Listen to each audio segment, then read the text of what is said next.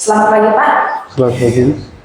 Kita akan melakukan evaluasi hari ini dari umum ya Pak ya untuk kelas 1 SMP atau GH 1 ya.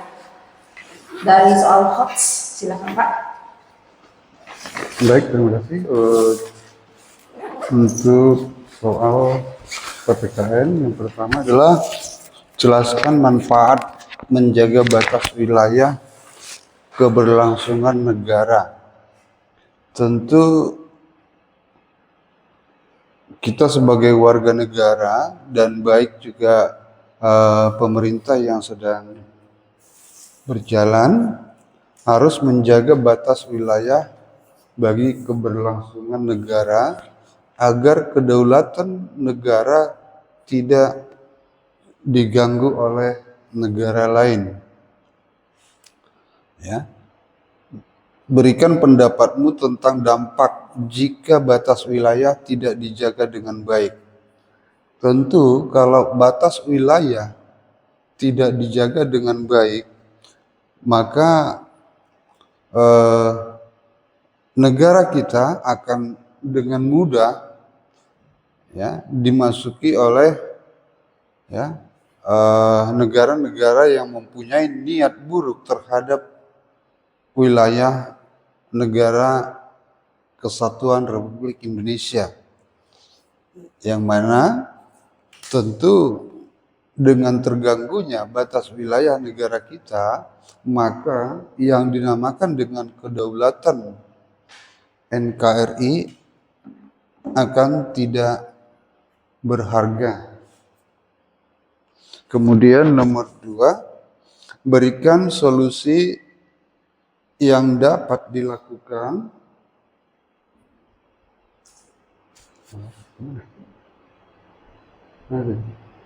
Ya itu Pak, ke bawah aja Pak scroll.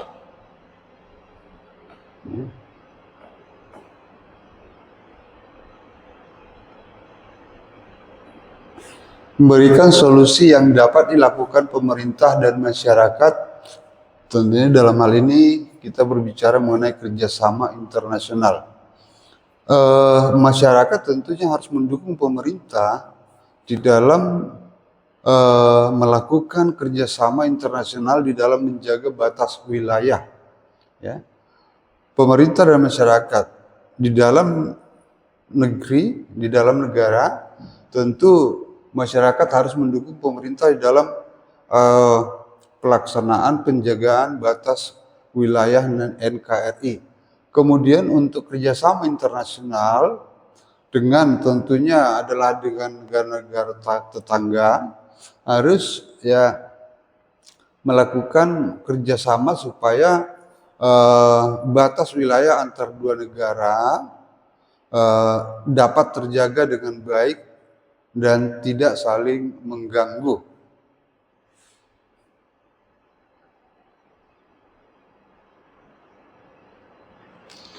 Jelaskan hubungan antara luas wilayah dan keberagaman budaya. Berikan pendapatmu tentang manfaat keberagaman budaya bagi Indonesia.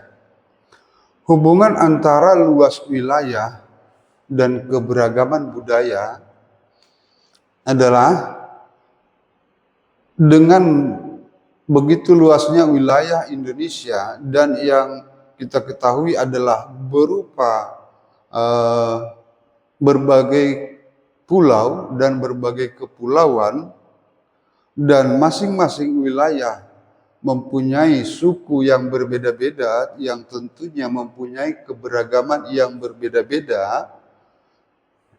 Tentu dalam hal ini antara wilayah yang satu dengan wilayah yang lainnya, contohnya adalah misalnya antara Pulau Sumatera dengan Pulau Jawa, tentu suku-suku di wilayah kedua wilayah tersebut adalah berbeda-beda, kemudian budayanya juga tentu berbeda. Jadi dalam hal ini keberagaman budaya yang kita dapatkan di Indonesia tentu kita harus jadikan bukan menjadi batu sandungan di dalam mempersatukan NKRI, tetapi kita harus memanfaatkannya sebagai identitas bangsa dengan menjaga kesatuan di dalam keberagaman tersebut untuk kesatuan Indonesia. Dan keberagaman ini harus dibina dengan artinya adanya toleransi dan saling menghormati antara suku dan budaya yang ada.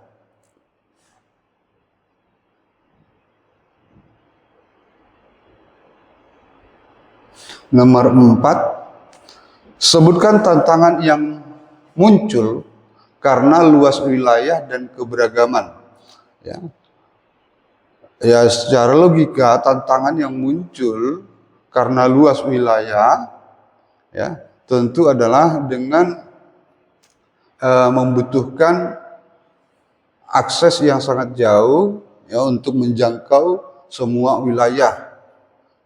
Dan keberagaman juga mengalami tantangan, ya berarti kita harus melakukan usaha atau melakukan upaya bagaimana keberagaman itu menjadi suatu identitas bangsa, karena bisa muncul karena keberagaman itu bisa muncul yang dinamakan dengan pertikaian. Jadi pemerintah baik pun pemerintah ataupun masyarakat, kita harus melaksanakan upaya untuk membuat keberagaman itu menjadi identitas bangsa dengan tentu tidak membeda-bedakan antara suku, agama, dan yang lainnya.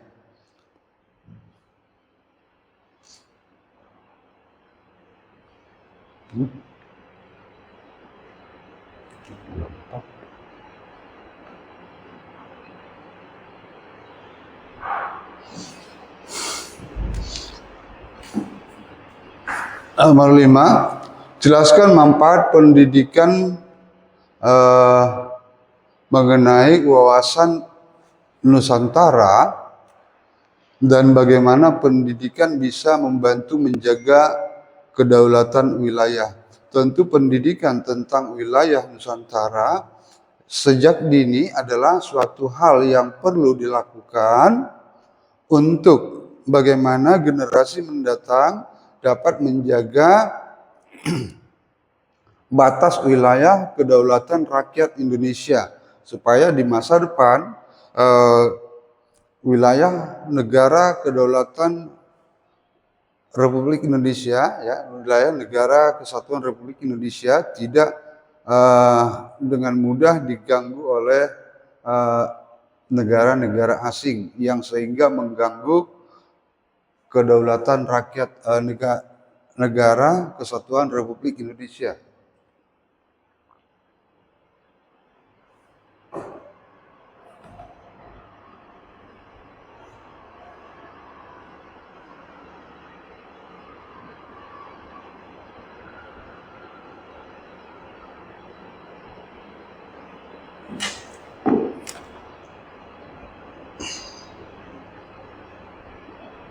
Lanjut Pak ke IPS ya.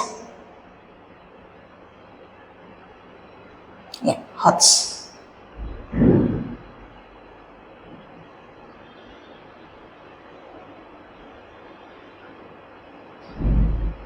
Oke, silakan Pak.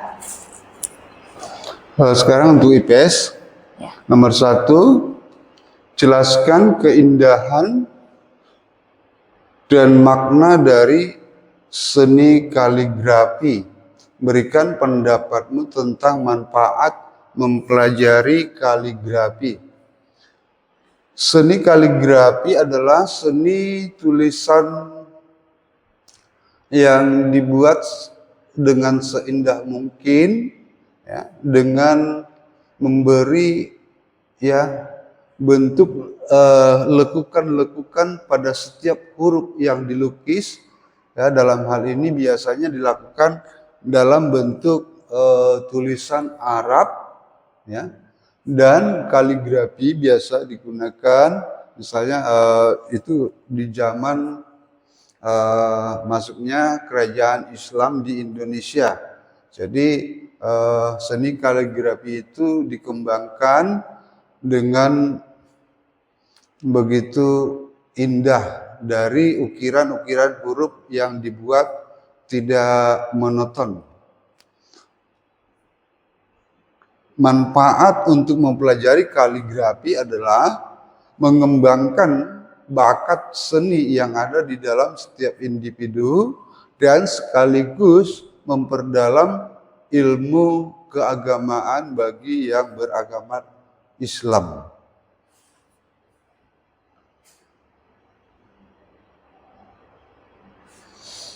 Jelaskan manfaat menjaga warisan tersebut. Berikan pendapat tentang bagaimana kita bisa melestarikan budaya tersebut.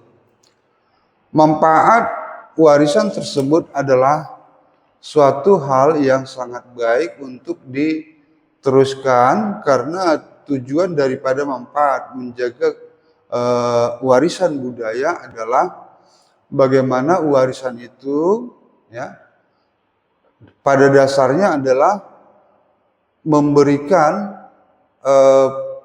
manfaat dalam bentuk pendidikan untuk menjalani kehidupan, ya. Dan kalau kita melestarikan budaya tersebut, tentunya kita akan mempertahankan identitas bangsa Indonesia dengan segala budaya yang ada, yang unik, dan di mana budaya tersebut bisa juga membantu kita di dalam melaksanakan atau menjalankan kehidupan sehari-hari.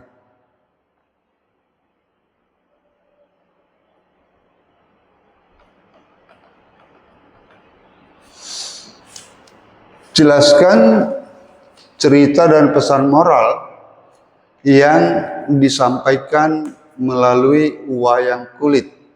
Berikan pendapat tentang manfaat menonton pertunjukan wayang kulit. Cerita dan pesan moral yang disampaikan melalui wayang kulit, ya, pada umumnya adalah berbentuk pesan moral di dalam menjalani kehidupan sehari-hari, ya. Biasanya ini banyak berisi nasihat-nasihat kepada yang menontonnya di dalam melakukan ataupun menjalankan kehidupan sehari-hari.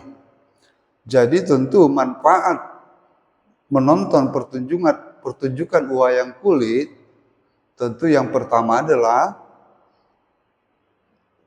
kalau kita menonton pertunjukan wayang kulit, yang pertama adalah tentu yang utama kita mengenal, ya, dapat mengenal budaya nenek moyang kita di zaman dahulu, bagaimana mereka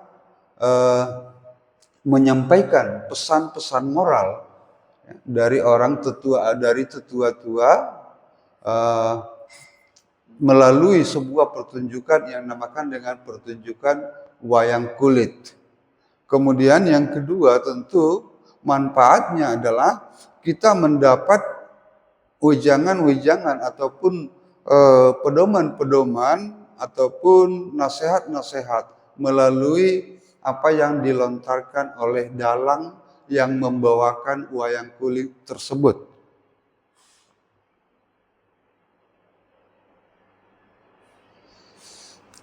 Jelaskan fungsi dan makna dari upacara adat. Berikan pendapat tentang peran generasi muda dalam melestarikan upacara adat.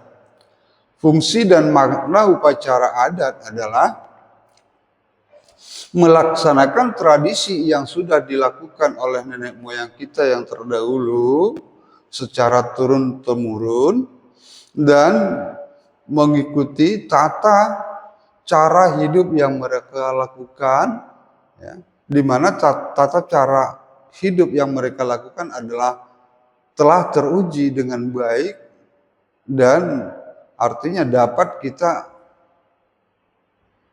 pedomani sebagai pedoman hidup menjalani hidup kita yang sekarang. Dan berikan pendapat tentang peran generasi muda di dalam pelestarian upacara adat.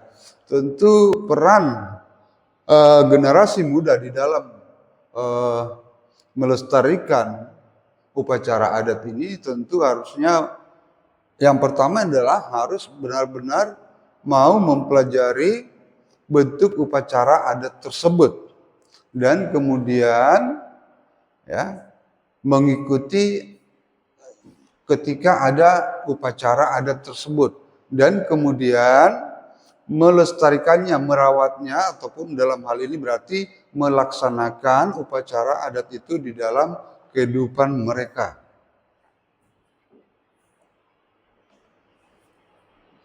Nomor 5, jelaskan manfaat pengetahuan budaya dalam kehidupan sehari-hari. Berikan pendapatmu tentang pentingnya pelestarian budaya untuk masa depan. Manfaat pengetahuan budaya dalam kehidupan sehari-hari ya sebenarnya ada dua bagian besar. Yang pertama adalah tentu kita memahami budaya-budaya yang ada yang dimiliki oleh nenek moyang kita terdahulu, dan melalui pengetahuan budaya tersebut kita memahami hal-hal yang baik yang telah dilakukan nenek moyang kita yang bermanfaat di dalam kehidupan dan di dalam kehidupan sehari-hari sewaktu mereka menjalani kegiatan bermasyarakat. Ya. Kemudian budaya itu, manfaat budaya itu boleh juga kita katakan kita memahami ya budaya kita sendiri dan budaya orang lain ataupun suku lain. Dalam hal ini kita semakin banyak memahami bagaimana budaya-budaya yang ada di lingkungan kita sendiri dengan di lingkungan sekitar kita dengan orang lain tentunya maksudnya. Kemudian beri pendapat tentang pentingnya pelestarian budaya untuk masa depan. Pelestarian budaya ya memang adalah hal yang sangat penting karena ya di mana budaya tersebut telah teruji di masa sebelumnya, dan pelestarian budaya ini wajar kita lakukan atau sangat penting kita lakukan untuk menjaga identitas bangsa ataupun identitas dari masing-masing suku bangsa yang ada di negara kita, yang mana budaya tersebut dapat kita buat sebagai pedoman menjalani kehidupan dengan baik. Oke Pak, Bahasa Indonesia, hot, silakan.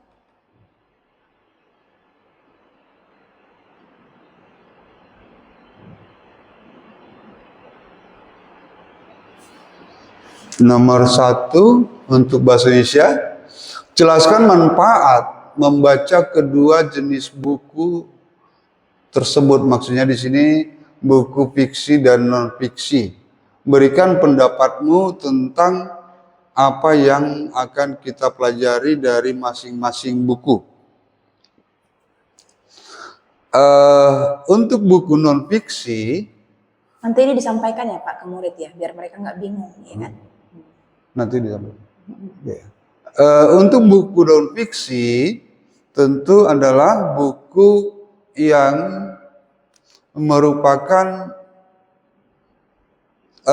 buku yang ditulis melalui fakta, ya, melalui fakta, dan buku ini biasanya digunakan untuk belajar di sekolah contohnya, ataupun untuk ilmu-ilmu pengetahuan yang lain selain pelajaran di sekolah, misalnya pelajaran elektronika, kemudian seperti pelajaran memasak dan sebagainya. Kemudian dalam hal buku fiksi, yaitu adalah buku yang ditulis melalui imajinasi penulis, ya, imajinasi penulis. Di mana buku ini adalah merupakan ya bacaan hiburan dan bacaan untuk mengembangkan imajinasi kita ketika membacanya. Dan ini bermanfaat juga di dalam diri kita untuk ya ketika waktu senggang kita bisa membaca ya tulisan-tulisan yang menjadikan hiburan dan bermanfaat bagi pengembangan imajinasi yang kita miliki. Kemudian yang kedua adalah jelaskan aspek-aspek yang membuat cerita fiksi menarik. Aspek-aspek cerita fiksi yang menarik adalah ya terkadang penulis membuat sebuah imajinasi ya di dalam cerita yang ditulis itu hal-hal yang tidak pernah dilihat di dalam kehidupan nyata ya sehingga mengajak pembaca membayangkan suatu hal yang indah ataupun menarik ya di luar hal-hal yang pernah mereka dilihat di dalam kehidupan sehari-hari. Berikan pendapatmu tentang manfaat membaca buku fiksi. Manfaat membaca buku fiksi adalah untuk sebagai hiburan dan untuk mengembangkan daya kreasi ataupun imajinasi kita sendiri.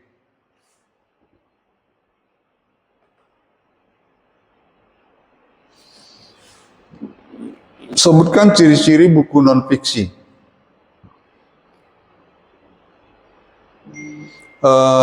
Ciri-ciri buku non-fiksi adalah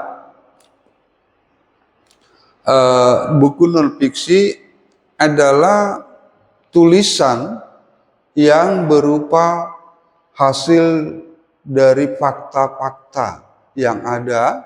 Ya. Jelaskan pentingnya mengetahui perbedaan ini. Maksudnya perbedaan antara buku non-fiksi dengan buku fiksi. Ya. Pentingnya mengetahui perbedaan antara buku non-fiksi dan buku non-fiksi, ya tentu ketika kita hendak mau membaca sebuah buku, kita dapat menentukan pilihan mana yang harus kita lakukan. Nah, tentunya ketika waktu kita adalah waktu untuk bersantai ataupun tidak terlalu waktu luang, maka kita akan memilih buku fiksi ya sebagai bacaan hiburan di dalam mengisi waktu senggang kita. Tetapi ketika kita di dalam belajar untuk mempelajari suatu hal, maka kita akan membaca buku fiksi, buku non-fiksi. Nomor 4, jelaskan manfaat belajar dari buku non-fiksi. Manfaat belajar buku non-fiksi adalah kita dapat mendapatkan pengetahuan yang luas yang dapat kita terapkan di dalam kehidupan sehari-hari sehingga mendukung apa yang harus kita kerjakan. Berikan pendapatmu tentang bagaimana buku non-fiksi membantu di dalam belajar. Tentu kalau kita membaca buku non-fiksi, kita akan mendapatkan beberapa ilmu, ya, ya tentu yang sesuai yang didapatkan merupakan hasil dari fakta ataupun penelitian ya sehingga dapat kita gunakan di dalam melakukan atau membuat sesuatu hal atau melakukan suatu hal.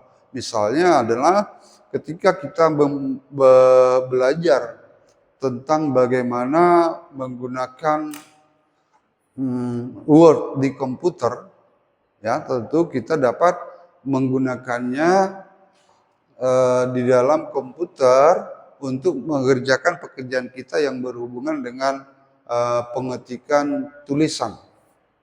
Baik, kita ke JHS 2 Pak, Homo JHS 2. Ya. HOTS bahasa Indonesia ya. Silakan.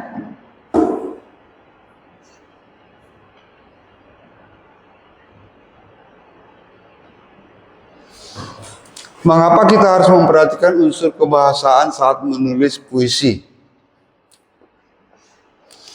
Jelaskan alasan pentingnya memilih gaya bahasa yang tepat dalam puisi. Kebahasaan sangat penting diperhatikan di dalam saat menulis puisi. Karena kebahasaan itu dapat menyampaikan pesan-pesan yang disampaikan melalui puisi tersebut terhadap yang membacanya pun ataupun yang mendengarkannya. Ya. Karena kebahasaan itu dapat mempengaruhi bagaimana imajinasi pembaca ataupun yang mendengarkan terhadap puisi tersebut. Nah, jadi dengan demikian kita sangat penting memilih gaya bahasa yang tepat di dalam bahasa yang kita gunakan, ya. Karena gaya bahasa ini dapat mempengaruhi terhadap pembaca yang berhubungan dengan usia mereka juga, ya. Gaya bahasa yang menggunakan misalnya gaya bahasa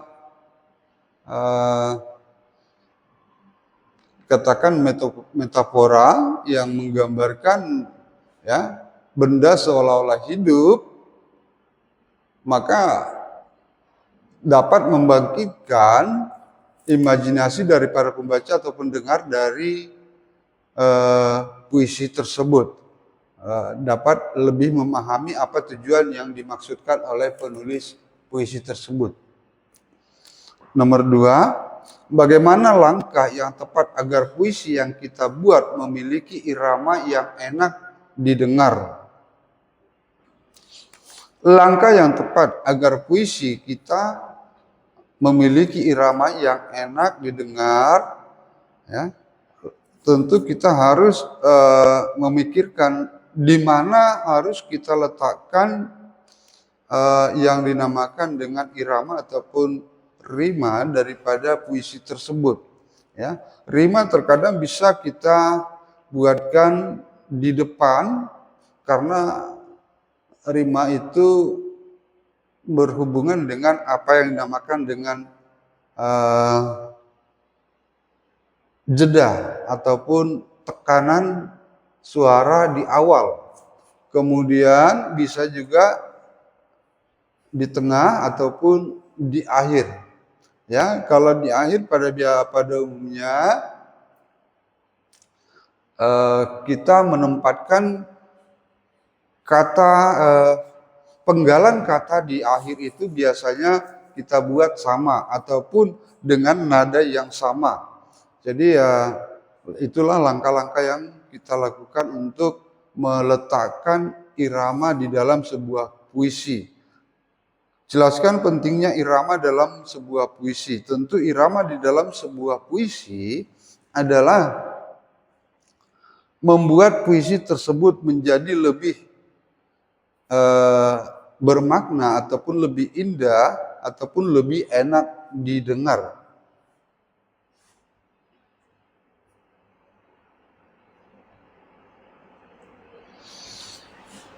Menurutmu, apa manfaat dari menyusun puisi secara terstruktur dan terencana? Jelaskan dampaknya jika puisi tidak disusun secara baik dan terstruktur. Tentu sebuah tulisan, ya, baik itu puisi ataupun yang lainnya, kalau tidak terstruktur dan terencana, maka puisi tersebut akan tidak bagus dan tidak enak untuk dibaca ataupun didengar oleh yang mendengarnya. Yaitu tentu dampaknya jika puisi tidak disusun secara baik terstruktur, itulah dampaknya berarti tidak akan banyak orang mau membacanya, ataupun yang mendengarnya ataupun membacanya tidak mengerti apa tujuan yang dimaksudkan ataupun diharapkan oleh penulis puisi tersebut, dan tidak dapat menikmati keindahan daripada puisi tersebut. Maksudnya di sini terstruktur dan terencana, ya tentu penulisan puisi tersebut kita harus mengikuti bagaimana struktur daripada penulisan sebuah puisi. Ya, strukturnya tentu kita harus memperhatikan berbagai hal, yaitu tentang rima, majas, bait dan lariknya, dan kemudian jedanya. Itu yang kita harus perhatikan. Kemudian bagaimana peran imajinasi dalam proses menulis puisi? Bagaimana peran imajinasi dalam proses menulis puisi? Imajinasi di dalam menulis puisi tentu ini adalah yang pada umumnya dilakukan oleh penulis puisi dengan berimajinasi, ya, akan mendukung bagaimana penulis tersebut menulis sebuah puisi yang sangat bagus dan indah, dan perannya adalah bagaimana imajinasi itu dapat menyampaikan isi puisi tersebut terhadap pembaca dan yang mendengarkannya.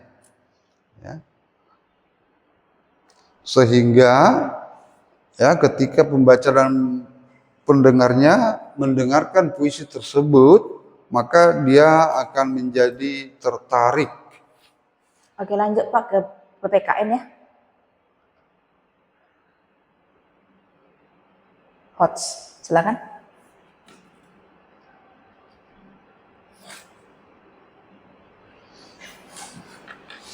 Mengapa penerapan wawasan Nusantara harus dilakukan dengan sikap saling menghormati antara warga negara? Jelaskan alasan pentingnya sikap saling menghormati dalam menjaga keutuhan NKRI. Dari pengertian daripada wawasan Nusantara, di mana itu adalah pemahaman kita terhadap keberadaan Nusantara, di mana Nusantara itu yang terdiri dari beberapa kepulauan dan beragam suku dan suku, ras, agama, dan budaya. Tentu kita harus menghargai ini sebagai suatu identitas bangsa yang harus kita jaga. Nah, untuk melaksanakan itu sebagai identitas bangsa dan menghargainya, menghormatinya, maka kita antara suku, antara wilayah, antara budaya, dan antara ras itu harus saling menghormati, dan harus saling bertoleransi. Jelaskan alasan pentingnya sikap saling menghormati dan menjaga keutuhan NKRI. Nah, ketika kita saling menghormati dan saling bertoleransi antara suku yang satu dengan suku yang lain, agama yang satu dengan agama yang lain, budaya yang satu dengan budaya yang lain, tentu tidak akan ada pertikaian ataupun konflik. Dengan tidak terjadi konflik, ya berarti keutuhan negara kita NKRI akan menjadi utuh atau bersatu.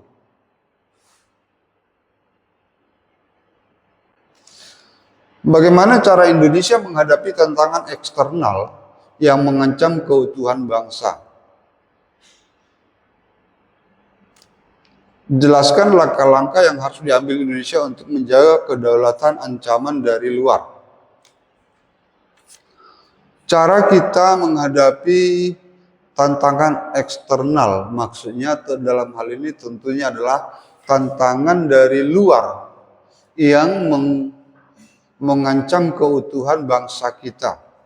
Ya, dalam hal ini ya mungkin bisa kita golongkan misalnya seperti ya, penjajah ataupun yang ada pihak-pihak luar negeri yang mengganggu ataupun ikut campur dengan kedaulatan NKRI.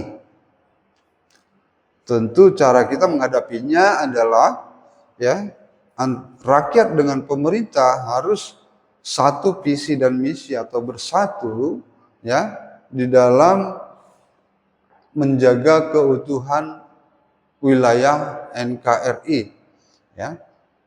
Jadi maksudnya di sini adalah ya keutuhan bangsa kita tidak boleh dipecah belah antara suku dengan suku, ya, antara agama dengan agama, antara budaya dengan budaya.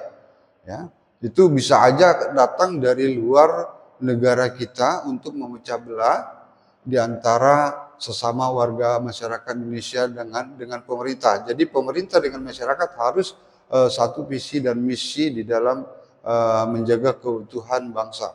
Jelaskan langkah-langkah yang harus diambil Indonesia untuk menjaga kedaulatan dari ancaman luar. Ya, langkah-langkah tentu pemerintah harus mengayomi ataupun merangkul seluruh keberagaman yang ada di Indonesia, dan kemudian rakyat harus mendukung pemerintah di dalam menjalankan langkah-langkah yang diambil oleh pemerintah di dalam menjaga kedaulatan NKRI yang datang dari luar.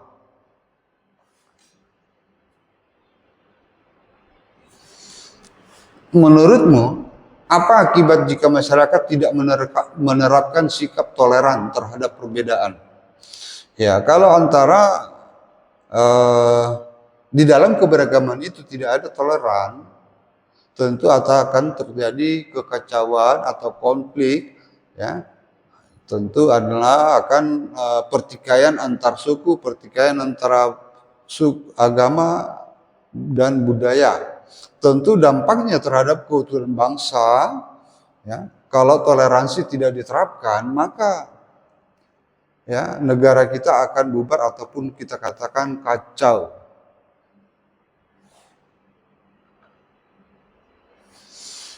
Bagaimana peran generasi muda di dalam melaksanakan wawasan Nusantara? Karena wawasan Nusantara adalah merupakan warisan nenek moyang kita, ya. Tentu generasi muda mempunyai kewajiban untuk menjaga dan melestarikan apa yang dinamakan dengan wawasan Nusantara tersebut. Jadi generasi muda harus benar-benar memahami apa yang dimaksud dengan wawasan Nusantara dengan melalui mempelajarinya, ya, dan mengikuti kegiatan-kegiatan yang berhubungan dengan wawasan Nusantara dan melaksanakannya. Jelaskan pentingnya peran generasi muda untuk menjaga keutuhan bangsa. Generasi muda adalah penerus, ya, para masyarakat yang ada sekarang ini, ataupun kita katakan pemerintahan dan penduduk negara yang ada sekarang ini, ya. Generasi muda adalah sebagai penerus untuk masa depan yang diharapkan dapat mempertahankan wawasan Nusantara dan menjaganya dengan baik, ya, agar tetap NKRI itu menjadi identitas yang unik di dalam bangsa kita, dan kedaulatan negara kita tidak akan tergoyahkan. Mengapa penting bagi negara untuk melakukan diplomasi di dalam menjaga kedaulatan?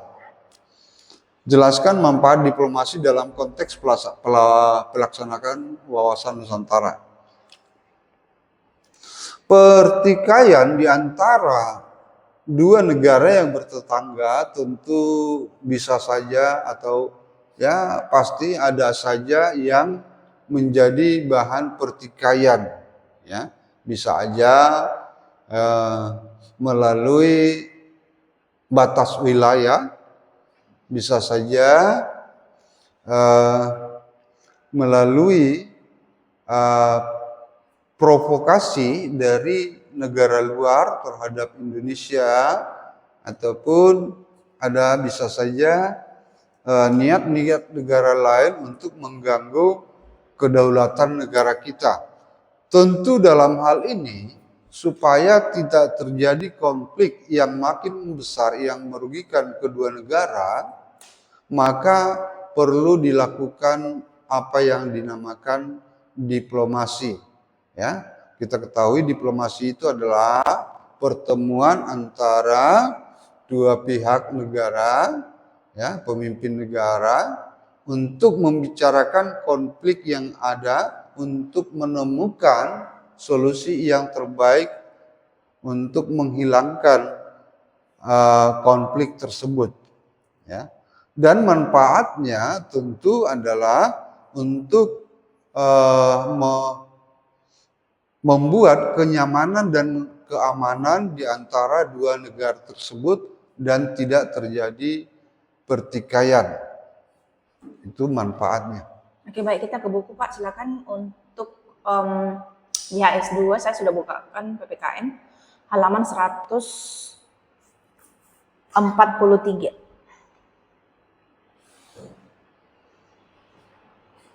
143 tentang wawasan Nusantara, ya kan Pak?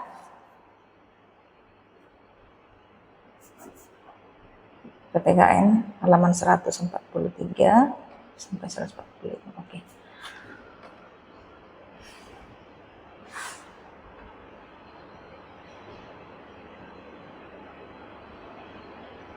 Ketikan aja di situ. Ketikan aja di situ. Enggak sama, Bu. Enggak sama. 145 coba ya.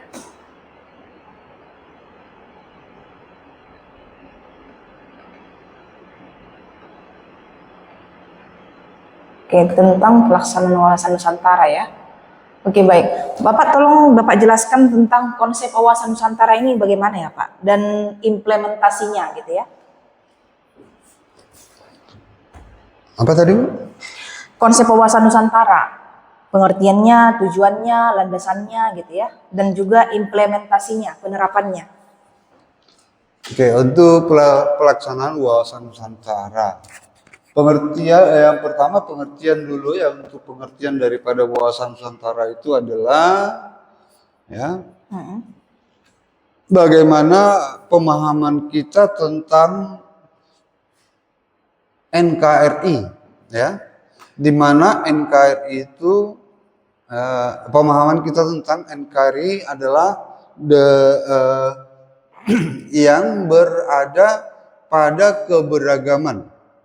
Itu maksudnya wawasan Nusantara. Pemahaman kita tentang Nusantara itu maksudnya secara umum ya. Lebih dengan bahasa sederhananya bahwa kita katakan adalah wawasan Nusantara adalah bagaimana pemahaman kita atau pemahaman seseorang terhadap Nusantara itu.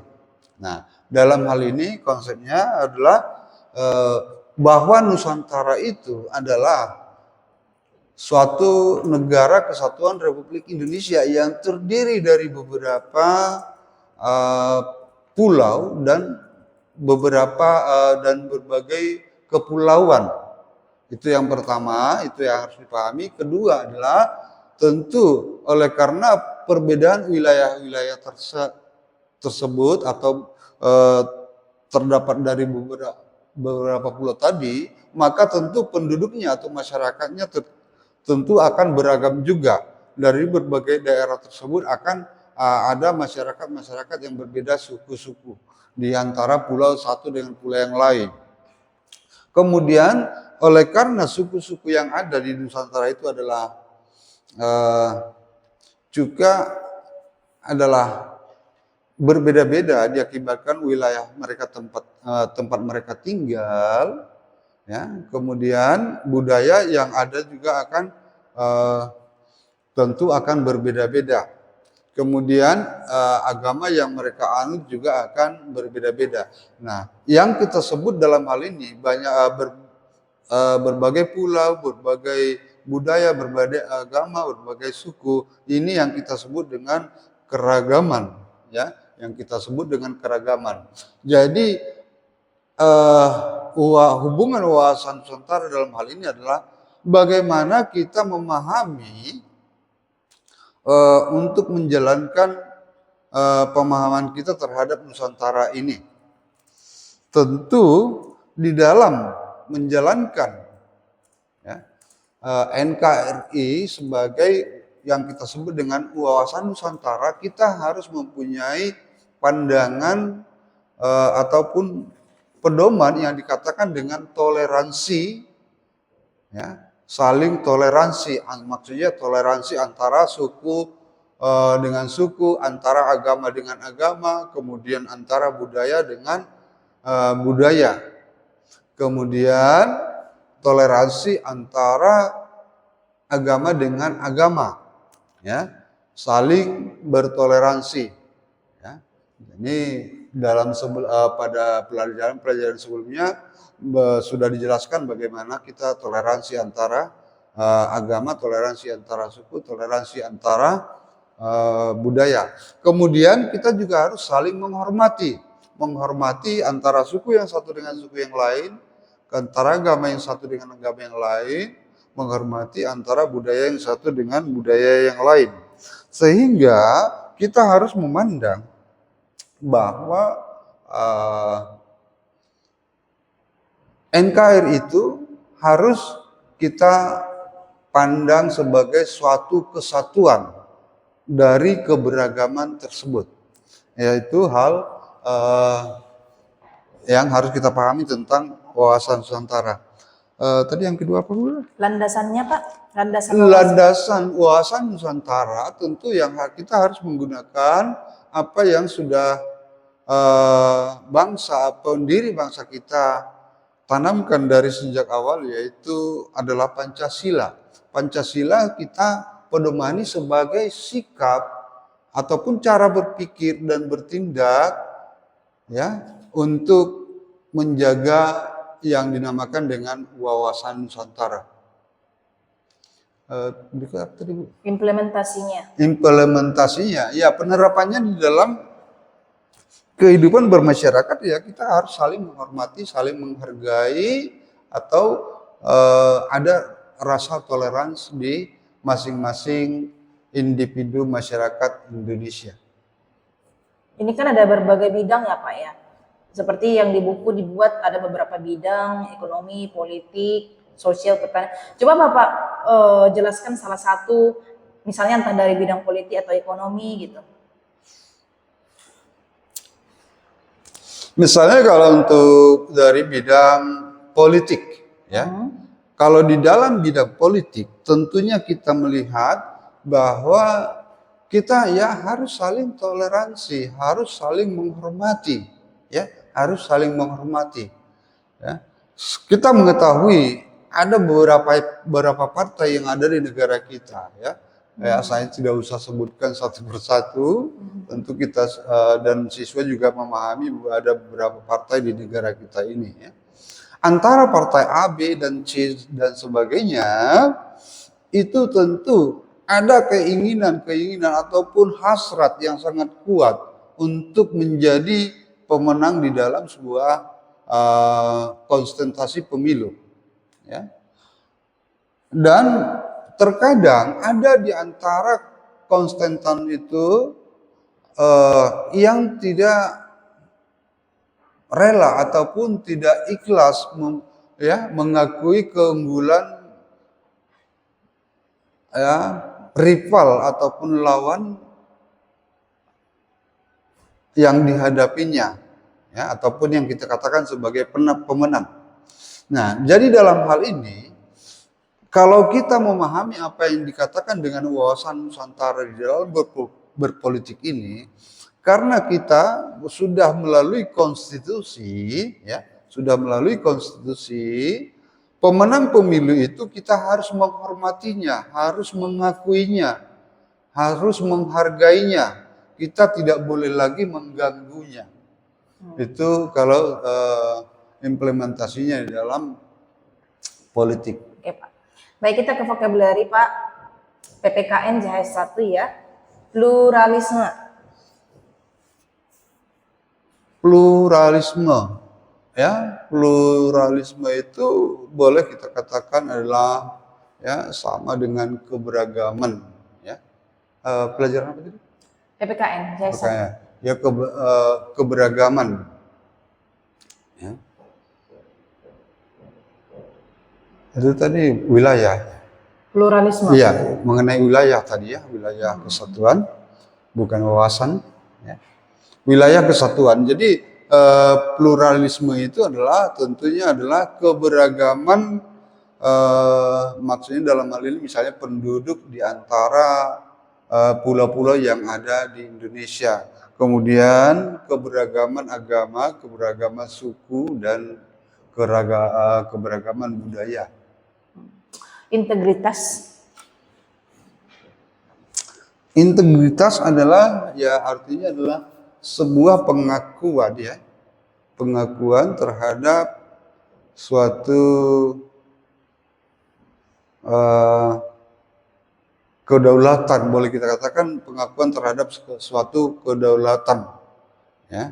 Jadi integritas adalah merupakan kemampuan kita untuk menjaga wilayah ini, ya, wilayah kedaulatan NKRI, ya. Jadi kemampuan kita di dalam melakukan ataupun berbicara ataupun menjaga tentang wilayah NKRI.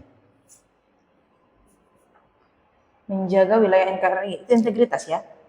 Integritas, ya, bagaimana kemampuan, ya, integritas kemampuan kita untuk menjaga wilayah NKRI. Oke, kita ke IPS Pak. Hikayat. Hikayat itu adalah merupakan karya sastra, ya, karya IPS kelas Kelas 1 masih. Kelas 1 JS masih. 1. Oh ya, berarti ini adalah pelajaran IPS. kerajaan Islam, ya, kerajaan Islam di Indonesia, ya. Oke. Hikayat itu adalah karya sastra yang berisi cerita, ya, berisi cerita. Itu ya contohnya misalnya boleh kita katakan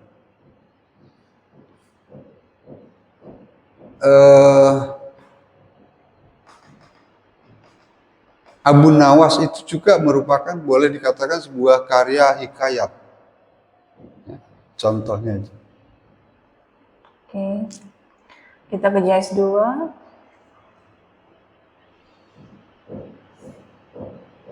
Bahasa Indonesia. Koherensi.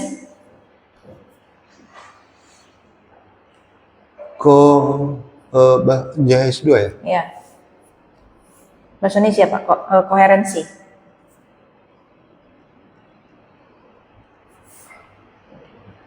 Koherensi itu adalah ya merupakan keseimbangan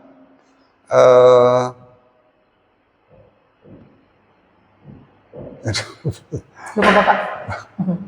koherensi, Oke. keseimbangan, ya, keseimbangan Oke, PPKN ya. antara kalimat, ya. PPKN infrastruktur kritis. PPKN Pak. JS 2 masih. 2. Infrastruktur kritis. Kritis.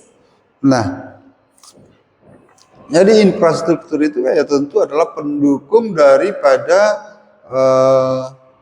kegiatan-kegiatan yang dilakukan oleh masyarakat. Jadi kalau dikatakan di sini adalah infrastruktur kritis adalah sarana ataupun prasarana pendukung di dalam melakukan kegiatan masyarakat yang harus secepatnya diperbaiki ataupun diadakan.